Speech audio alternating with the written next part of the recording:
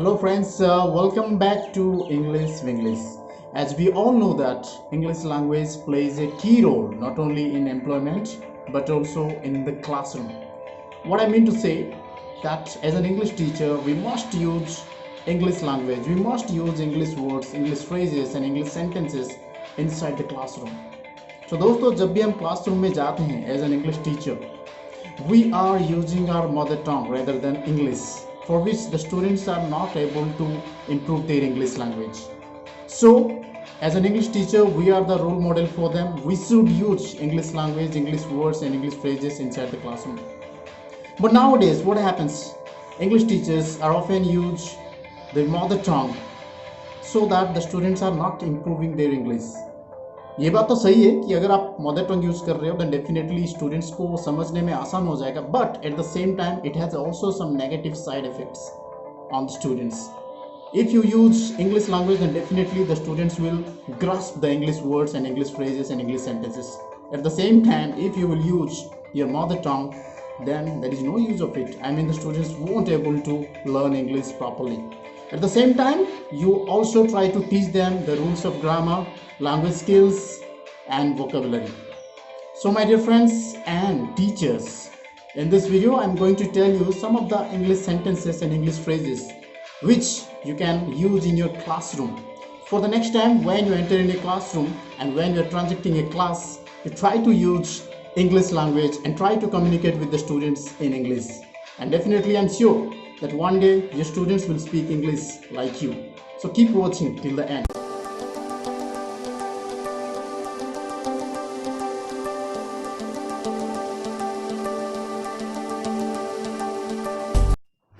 Now let us know how to greet the students when you enter in a classroom. एक teacher के तौर पर दोस्तों जब हम क्लास में एंट्री करते हैं तो स्टूडेंट्स को कैसे ग्रीट करेंगे. Now let us know few ways how to greet students. You can say hello everyone, good morning everybody, or you can say good morning class. You can say what a lovely day, what a rainy day, how are things with you, कैसा चल रहा है सब कुछ. So in this way you can greet students when you enter a classroom. If you are a new teacher, I mean for the first time you are teaching your students, अगर आप नए teacher हो, पहली बार class में entry किए हो, so in this way you can introduce yourself. For example, you can say uh, I'm giving my introduction, okay? My name is Mr. Harry Patnaik. I'm your new English teacher. I'll be teaching you English this year. I've got 3 lessons with you each week. हर हफ्ते में मैं आपको 3 lesson पढ़ाऊंगा. ठीक है? In this way you can introduce yourself if you are a new teacher. Times to begin. You enter in a classroom, you have introduced yourself, you are quite familiar with the students. अब आप कैसे शुरू करेंगे lesson? आप कैसे बोलोगे let's begin today's lesson. चलिए आज का लेसन शुरू करते हैं. I hope you are all ready for your English lesson. और you can say I think we can start now.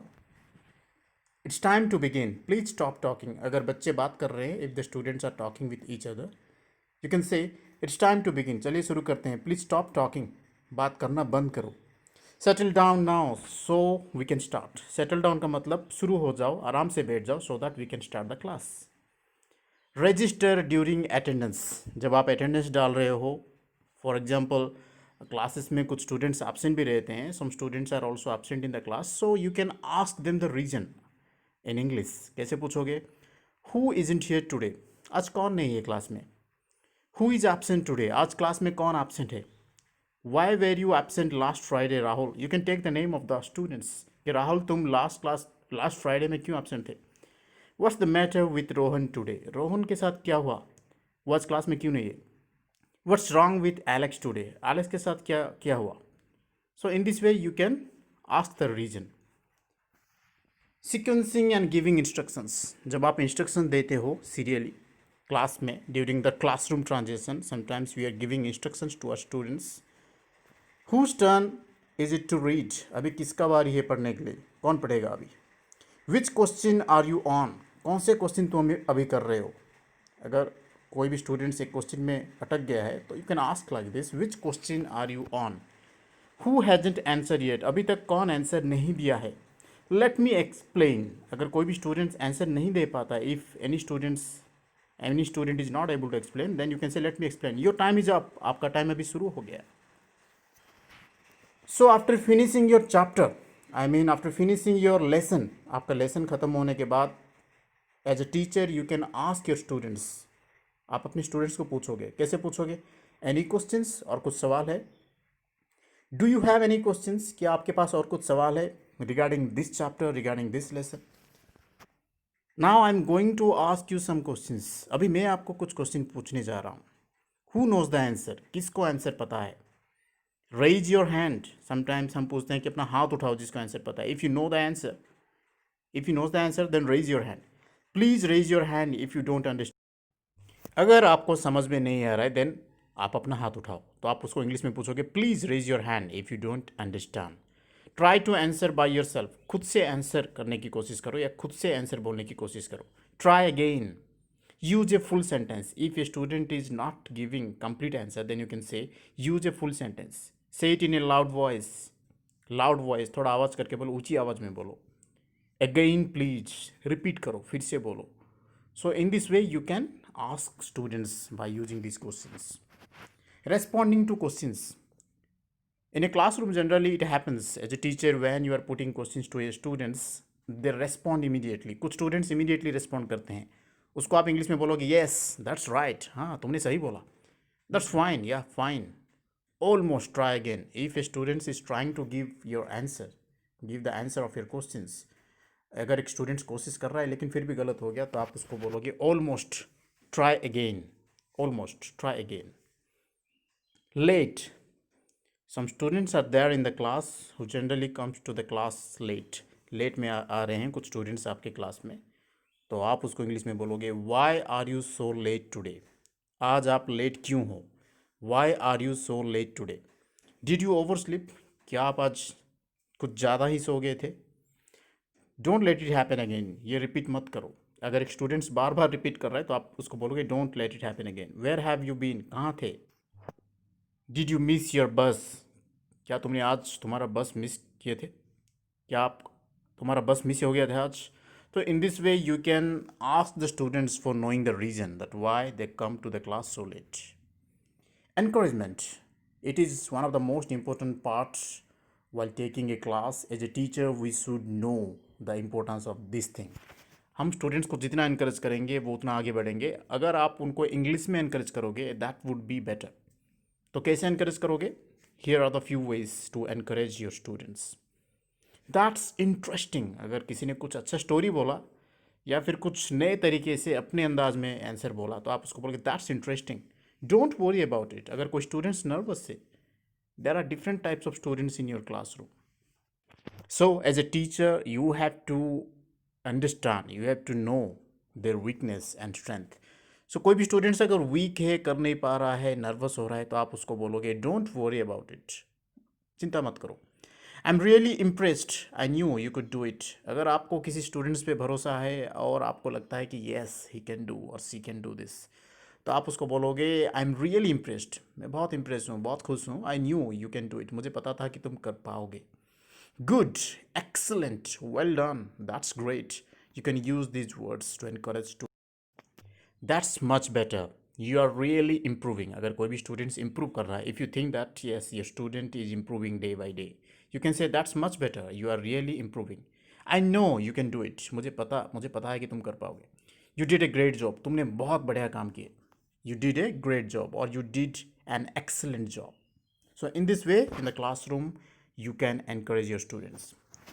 Now sequencing and giving instructions. Again, while taking a class, आप class ले रहे हो, lesson शुरू होगा, तो आप students को कैसे बोलोगे? Open your book at page 73. First of all you have to instruct your students that this is the page number and you have to open page number 73. The whole class please, पूरा class सुनो मुझे, पूरा class ये काम करो। You make a group of 4, अगर आप चाह रहे हो कि ग्रुप में बच्चे काम करेंगे, they should work in a group, then you can say you make a group of 4, आप एक ग्रुप में 4 जन बैठो। Could you try the next one, आप और एक क्वेश्चन ट्राई करो, ये दूसरा वाला ट्राई करो. Switch on the light, switch on the fan. This is some other way to give instructions to your students कि लाइट ऑन करो, फैन ऑन करो. Switch on the light, switch on the fan. Who would like to read? कौन पढ़ना चाहेगा अभी? Can you all see the board? क्या आप black board देख सकते हो? फर्स्ट ऑफ ऑल टुडे, जब आप शुरुआत कर रहे हो, कोई भी लेसन पढ़ा रहे हो आप ऐसे, first of all today, after that, then you can use these words. After that, इसके बाद ये हुआ, देन. Have you finished? क्या तुमने ख़त्म किया? तो in this way you can give instruction to your students. Instructions can be used at the beginning of a class. Class जब शुरू होने जा रहा है, शुरू कर रहे हो, you want to begin your class effectively, then again at that time you can use some instructions in English. आप इंग्लिश में कुछ इंस्ट्रक्शन यूज कर सकते हो. कैसे? Are you ready to divert the, to catch the attention of your students? You can say, are you ready? Pay attention everybody. सब लोग मुझे देखो. Attention, pay attention on the black board और pay attention on me. Open your book at page number 26. You can say like this. We will learn how to use preposition in sentence. अगर आप preposition पढ़ा रहे हो तो आप बच्चों को बोलोगे we will learn how to use prepositions or adjective in sentences. Okay. Do you follow me? क्या आप मुझे follow कर रहे हो? Do you follow me? Repeat after me. For example, if you are teaching your students about a poem or about any stanza of a poem, then you can say repeat after me. मैं बोलने के बाद आप मुझे repeat करो. Look at activity 5. अगर आप activity 5 पढ़ा रहे हो आपका इंग्लिश का, तो आप बोल सकते हो look at activity 5. Do you get it? क्या समझ में आ गया तुम्हें? Turn to page. ये पेज टर्न करो, ये पेज निकालो. Who is next? अगला कौन है, कौन बोलेगा? Who wants to read? Okay, who wants to write? Okay, so far, इसका मतलब अभी तक तो ठीक चल रहा है. Again please. अगर कोई स्टूडेंट्स ठीक से नहीं बोल पाया या बोलने की कोशिश कर रहा है, you can encourage the students और giving instruct the students by saying again please. फिर से बोलो. Listen to me carefully. मुझे ध्यान से सुनो. This is one of the common instructions we should use in the class. Listen to me carefully. You have 10 minutes to do this. तुम्हारे पास 10 minute है ये करने के लिए. अदर कॉमन इंस्ट्रक्शंस, इसके अलावा आप दूसरे इंस्ट्रक्शंस भी क्लास में यूज कर सकते हो. Come on. अगर कोई भी स्टूडेंट्स थोड़ा डिस्करेज फील कर रहा है, बोल नहीं पा रहा है, तो आप उसको बोलोगे come on, you can do this, you can do it. Go out. आप बाहर जाओ. आप किसी को कम इन बोल सकते हो या फिर गो आउट बोल सकते हो. Stand in a queue. एक लाइन में खड़े हो जाओ. Stand up, sit down. Come to the front of the class. Class के सामने आओ. Put your hands up. आप अपना हाथ ऊपर उठाओ. Put your hands down. आप अपना हाथ नीचे करो. Hold your books. किताब को पकड़ो. Show me your English note. तुम अपना इंग्लिश नोट मुझे दिखाओ. So these are the very common instructions as a teacher you should use in a classroom. Okay. ना होमवर्क. जनरली हमारा क्लास ख़त्म होने के बाद हम स्टूडेंट्स को होमवर्क देते हैं. We ask the students to do this all this things. So we are giving home task through the students. So while giving home task, again as a teacher we should use English sentences. Remember your homework. तुम्हारा homework याद है? ये करोगे कल. Today I have finished this chapter preposition. Tomorrow you do these activities. आप ऐसे बोलोगे. This is your homework for tonight. आज रात के लिए, आज के लिए तुम्हारा ये homework है. आपके लिए homework है. Finish this exercise. ये exercise ख़त्म करो. Do the next exercise tonight. Next exercise आज रात को करो. I check it tomorrow. मैं कल चेक करूँगा. Prepare the next chapter for Tuesday. अगले ट्यूसडे के लिए नेक्स्ट चैप्टर प्रिपेयर हो जाओ. Tomorrow I take your English examination. कल मैं आप लोगों का इंग्लिश एग्जामिनेशन लूँगा. Practice well at home. आप घर में अच्छे से प्रैक्टिस करो. So friends, my dear teacher friend, in this way you can use English sentences, English phrases, English words in the classroom so that the students will imitate you and definitely they will improve their English. And this is the only way you can create English environment in a classroom. So सब लोग कोशिश करो, सारे teachers जो लोग पढ़ा रहे हैं, टीचिंग प्रोफेशन में हैं, इस तरह से आप क्लास में इंग्लिश यूज करो. सो अगर इसके अलावा आपके पास और भी इंग्लिश फ्रेजेस है या इंग्लिश सेंटेंसेस है जो कि आप क्लासरूम में यूज कर रहे हो या आप दूसरों को चाहते हो कि वो यूज करें, then let me know below the comment sections. So my dear teachers, friends, I hope you like this video. So thanks for watching. Thank you.